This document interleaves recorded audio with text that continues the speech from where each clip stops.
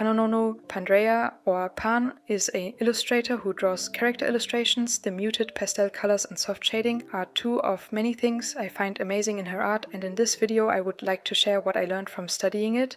Hi, here's May, and I'll start this study with breaking down different elements included in Pan's art. Afterwards I'll move on to drawing an illustration, implementing what I pointed out in the analysis part. Let's start with the first element, the line art.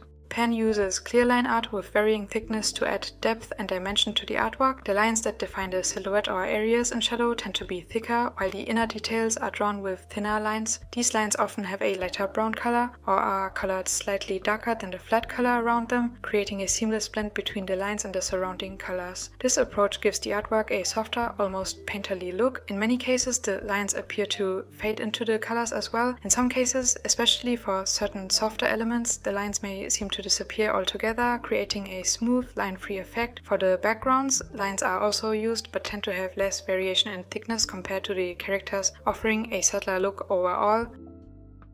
Pan's characters are generally around 7 to 8 heads tall with a rather slim build. Depending on the specific character, the proportions can vary, offering a blend of realistic and stylized elements. The limbs are slender with slight tapering, giving them an elegant and elongated appearance. The overall bodies of the characters tend to lean towards a long-limbed, graceful aesthetic. The necks are drawn wider, giving the characters a more adult appearance. The face shape in Pan's art is generally rounded. The chin is also rounded but may appear wider or more defined depending on the character. The facial features are spaced out evenly, though the chin may sit slightly higher up, and the distance between the upper eyeline and the hairline tends to be slightly extended, resulting in a longer forehead. Female characters typically have thinner, more delicate faces, while male characters tend to have broader jaws and a clearer change in direction in the face shape. In a 3/4 view, the change in direction occurs around the mouth level on the inner side, while the outer side shows a shift at nose level, height-wise. In a frontal view, the shift is around the mouth level, and in profile, the jaw outline tends to fade away. For the side view, the lower part of the face, with the nose, mouth and chin, protrudes slightly more forward than the upper part, the forehead, giving the face a soft but dynamic structure.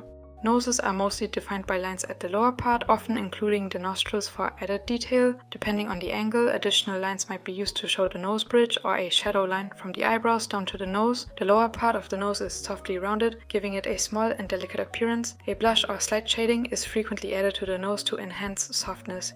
In the profile view, the nose is small, straight and protrudes forward, emphasizing the face's soft, forward slanting structure. The nose in the profile is delicate, keeping with the overall soft aesthetic of Pan's style. Mouths are drawn with a dark line to indicate the separation between lips, with visible lips that blend into the skin tone for a soft, gentle appearance. Female characters often have fuller, more pronounced lips that may be drawn with highlights, giving them a glossy look. For male characters, the lips are thinner, less defined, and blend more with the skin tone often. The side view of the mouth has a clearly defined rounded contour. A line below the lower lip is frequently added to enhance the definition of the mouth. For inner mouth details, a white shape is used to represent the teeth, and shading is applied to the inner parts of the mouth. Pan's eyebrows are thicker shapes that softly transition into the skin, often including individual strands of hair to show this transition. Eyebrows tend to be long and straight, giving characters a soft and innocent expression. The gentle shape and integration into the face add to the overall calm tone of the art. When it comes to the eyes, Pan uses a distinctive approach that makes her art unique. Eye shapes are almond-like, with some leaning more rounded and others appearing more narrow and rectangular. Female characters usually have taller, more rounded eyes, while male characters have narrower, more rectangular shapes. In profile, the eyes take on a more triangular shape. The eyes are placed slightly below the middle of the head. The inner part of the eye lacks an outline, and the upper eyelid is thicker compared to the lower one, which is typically very thin and not fully outlined. The lines around the eye become thicker toward the top, adding contrast that draws attention to the eyes without overwhelming the overall softness of the face. There is a subtle transition of color and contrast with a reddish tone and tear lines visible around the eye, creating a realistic effect. The iris is rounded and relatively large, with a soft gradient that sometimes includes a shadow to add depth. The pupil is small and the upper part of the iris is usually outlined, though the lower part may not be. For the highlights, they are kept minimal with small but noticeable reflections that give the eyes a lively appearance. The white of the eyes does not usually have any shading. There is often a slight shadow around the eyes, especially below the eye shape, which can almost form a line outlining the eye. These shadows are soft and blended. Additional shading is applied around the nose and cheeks, using very smooth transitions to maintain the softness of the face. The hair is drawn with varied line thickness to focus on both the silhouette and individual strands. While some hair strands are defined by the line art, others are portrayed through shading, adding to the flowy and dynamic look of the hair. The line art in the hair is particularly soft and flowy, blending with the shading at times. The shading in the hair also maintains a flowy, soft appearance. While there are some clear shadow edges, they are more zigzag shaped and have softer transitions between shadow and light. The shading doesn't use sharp contrasts, but rather a gradient effect to maintain a cohesive and smooth look. Here are the layers I would use to create similar hair shading to Pan. First a base layer, next a hue shift for this base layer. After this we have a shadow layer, next a light layer, and finally a optional face glow layer. These layers provide a range of tones while keeping the hair soft and smooth. The highlights are either zigzag or blocky shapes that follow the shape of the head. They are not always added but give the hair a natural shine when used. Pan's clothing designs feature thicker lines for the silhouettes with thinner, sketchier lines for the folds. The folds are often portrayed through shading rather than lines, and many fold lines transition smoothly into the fabric colors. Pan tends to depict flowy, oversized clothes with soft, rounded folds. The overall clothing style is casual yet elegant, sometimes with princely or ethereal details like simple jewelry or minimal patterns. The aesthetic is calming and uncluttered. Pano's color palettes are typically muted and pastel with soft, harmonious tones. This contributes to the calm, soft feel of the artwork. For the hues within the illustrations, analogous but also at times complementary color schemes can be used, depending on the outfit colors and the lighting used, which can be influenced by the time of the scene. For an illustration, the value contrast of the colors can change. Saturation-wise, the illustrations feature less saturation due to the muted colors overall. Occasionally, illustrations can also have a black and white or ink-like look. Pan's lighting is subtle, with soft rounded shadow shapes and blended edges. The shadow colors are muted and grayish, enhancing the overall calm tone of the art. The shading layers I used to create a similar shading result to Pan would be first a base layer. Next we have a second base or light layer to add more color variation or light to the base. After this would be a first shadow layer, and finally a second shadow layer. The process I used here involves using a soft brush with varying opacity, blurring shadows for smooth transitions, and color picking to achieve a softer look. Pan's backgrounds are often minimalist, featuring simple white spaces or graphic elements like patterns or borders. In some illustrations, more detailed painted scenes are included, integrating the characters with their surroundings in a cohesive, calming way. Occasionally, small particles or soft glows are added for extra effects. After going through all the elements in the analysis, let's apply these in a full illustration. I drew my OC Yumari, who is the moon guardian of his world and a character I've drawn many times before for my other art style analysis videos. We start with the sketch. I began with a thumbnail sketch of the pose here. Even though I wanted to mostly include the upper body, I still sketched in the legs because I wanted to make sure the pose would work. Overall, I wanted Yumari's legs to be turned more to the right, while his upper body would be turned to the left. Making the twist of the body look natural here was challenging. I also wanted the arms to kind of form a flow for the pose and the composition, going from the right lower edge to the left upper edge. For sketching in the body, I made sure to keep the proportions elegant. It's similar for the fingers as well. For the left hand pose, I was unsure about the pointing finger at first, if it should be bent. Like this, the hand seemed too blocky, too much like a fist, so I went for it being stretched out for a more elegant pose instead. Then I moved on to the head. After sketching in the face shape and ear, I sketched in the nose. I usually start with the nose, but I've seen many artists start with the eyes, which makes me wonder. You can let me know in the comments when drawing faces, what feature do you usually start with? The nose, the eyes, the mouth, or maybe even the eyebrows? I'd be interested to know. After the nose, I sketched in the mouth, and I tried going for an open but also a closed mouth version. Then it was time to sketch in the eyes. While for the nose and mouth, I mostly referenced other illustrations by Pan. Here I was able to use more of Yumari's design to make it really look like him. I did go for eyes that would resemble Panonono's style with the way I drew the outline, lashes and iris, but I went for a more downturned, gentle shape to make it fit to Yumari's design. Overall, I drew in Yumari's eyebrows with a rounded, gentle shape after this. After sketching in the face, I drew in the hair. Here I focused on flowy, simple shapes, but now looking back at this process, I see that the hair here is too far on the left. Then I filled in the silhouette for Yumari's head and adjusted the proportions here. The outfit was what I moved on to sketching next, after also filling in the silhouette for the hair. You'll see that I stayed zoomed out here to not focus too much on the details, contrasting to the face where I tend to zoom in more to make sure the facial features or hair strands are more defined. In the final illustration, the head tends to be the focus, so making this more detailed, even in the sketching phase, tends to work well for me, whereas going for more of a rough sketch for the clothes works out as well. When I was done with sketching in the outfit, I filled in the silhouette for the anatomy and body, as well as for the face to check if the volumes would work.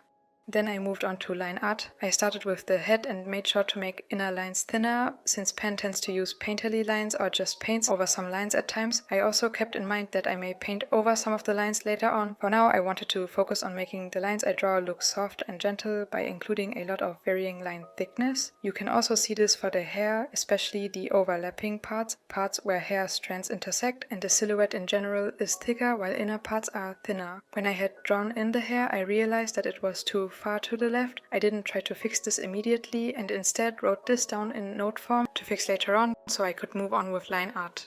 Here I did the hands and body next, then the outfit. Since Yumari's outfit has these translucent parts around the forearms, I sketched them on top of the body line art. Speaking of the translucent parts, I struggled with figuring out the folds, how this outfit part would flow nicely. After the line art for the bigger outfit parts was drawn in, I moved on to the details of the outfit, adding accessories featuring some moon shapes and patterns. Next I moved on to the flat colors. I started with filling them in and fixed the hair's position along the way. I didn't go for the final colors here at first. When all colors were filled in, I adjusted them so they would resemble Yumari's outfit design, but also fit to colors pen would use. Like this, the colors were very bright and muted. Then I also experimented with adjusting the part over his chest. I tried some different cuts here, including translucent or purple fabric. Since I wasn't sure what to go with yet, I moved on with the shading, but I kept in mind that I could try out different options later on as well. For shading, I first did a general block-in using one multiply layer over all colors, and here I painted in a version with backlight, with the contours of Yumari's silhouette being in light while the rest of him is in shadow. Then I went through the different color groups, starting with the skin. I used color palettes I determined during the analysis part here and focused on a soft look by using soft shadow edges and gradients. For the skin, doing the hand shading at the left wrist was especially difficult. I find in general depicting this transition of the hand to the arm can be difficult. Adding in the blush when shading the face was unusual as well, since I usually don't go for blush. The minimal shading for the eyes was nice to do and served as a nice contrast to the more detailed face and hair shading. And the hair shading is what I'll talk more about next. I started with a gradient to figure out whether I would want the top of the head to be brighter or darker than the lower part of the hair. I find adding a general gradient like this can help to add some volume to the head. Then I lasso selected some zigzaggy shapes and painted them in for more detailed hair shading. To make the transitions here softer, I painted over, erased and blurred some edges afterwards. Similar to this, I added various light and overlay layers after this. Next, it was time to shade the outfit. I started with the purple parts again, selecting parts in shadow and painting some in. Then I got a bit distracted by the facial features, the shading and positioning of the nose especially, and I tried adjusting this for a bit. Back to the outfit shading, I moved on to the white parts, then the silver accessoire parts and the translucent colorful parts. When I was done with the shading, I reapplied the shadow block-in and adjusted the contrast. For the background, I just added these flowy shapes Yumari also has on his cape as a pattern, and like this the illustration was done. Actually, the twist of the upper body was looking too unnatural to me, so I decided to change this up as a final step. I also adjusted the neck, eyes and Yumari's hair strand in the front. First sketching in the proportions above my illustration to adjust the parts by liquefying and painting over helped a lot here. Okay, but now we are done with the painting process of Yumari. Did the fixing step make the illustration look better to you? I'm asking because I find the old version looks interesting as well to me. Because of the longer neck, more innocent expression and more complex pose, it may even resemble Pan's art more closely. At the same time, the proportions and pose look more off to me in the older version. What are your thoughts on this? It would be helpful to hear your feedback. Do the proportions in the old version look off to you as well, or is it just me? And which version, the old or the new one, do you find more interesting? Speaking of versions, here are the final versions of the illustration, with and without the shadow block-in and with and without the fabric on top of the chest. I would look forward to hearing which one of these versions you like most in the comments as well. After drawing the illustration, I like to look at differences I see between how it turned out and Pan's art. I find it helps me to see areas I could improve on or tendencies I have when drawing. If anything I didn't mention comes to mind for you, you can let me know in the comments. Hearing feedback from others with a different view on the image can be very helpful. A first difference to me would be the softness of the line art. Especially for the face, my lines appear less soft and more harsh. They may be slightly darker, making the lines and colors look more separate than for Pan's art. What also contributes to the softness of the face would be a slight glow around it, which I sometimes notice in Pan's art, but I myself didn't include this here. This leads me to the next aspect, which is something I would call shininess. I could have included more small highlights on the face, the nose or upper eyes for example, or just made the highlight on the lip more noticeable. To me, the clothes or hair shading also looks less shiny in my illustration of Yumari than in some of Pan's art. Adding more soft gradients or airbrushing parts with a warm tone on a layer on top of everything that is set to an overlay or maybe soft light layer mode could achieve this effect. Now that I have pointed out some differences, I would move on to my learnings from doing this art style study next. First, I would mention the contrast in detail. For Pan's art, the detailed and soft face and hair contrasts with the less detailed clothes or backgrounds in some cases. The way the line art is colored around the face especially contributes to this. It makes the characters appear more soft and almost ethereal while drawing attention to the face. In many artists' work, I see the face being the most defined part while the clothes can be less defined and blurry. While in Pan's art, the face still is rendered in a pretty detailed way. It tends to be more blurry or soft than the rest of the illustration, leading to a kind of inverted look of what I often observe in other illustrations, which is pretty interesting to me. Then I would mention trying out different coloring or shading styles. While a lot of Pandrea's art features soft and muted colors, some of her artworks feature more contrasting colors, including a lot of black and giving it this kind of inky vibe. Some of the artworks also only include flat colors and no shading. The colors in the artworks tend to be soft, but this can vary a bit from illustration to illustration and what is depicted in them as well. Trying out something new here from time to time can be a valuable experience, and it's interesting to see the results. Those would be some learnings. What are your learnings from watching this video? What stands out about Pan's art to you? Do you have any new things you would like to try out for your own art now? Feel free to leave your thoughts in the comments. I look forward to hearing them. Being able to look at Pan's art and learning from it means a lot to me. You'll be able to find a link to all of Pan's illustrations in the description of this video, and if you would like to, you can also check out my Patreon, where I share some full screen recorded process videos, time lapses and full resolution images of my art. Thank you for watching, have a nice day, and bye.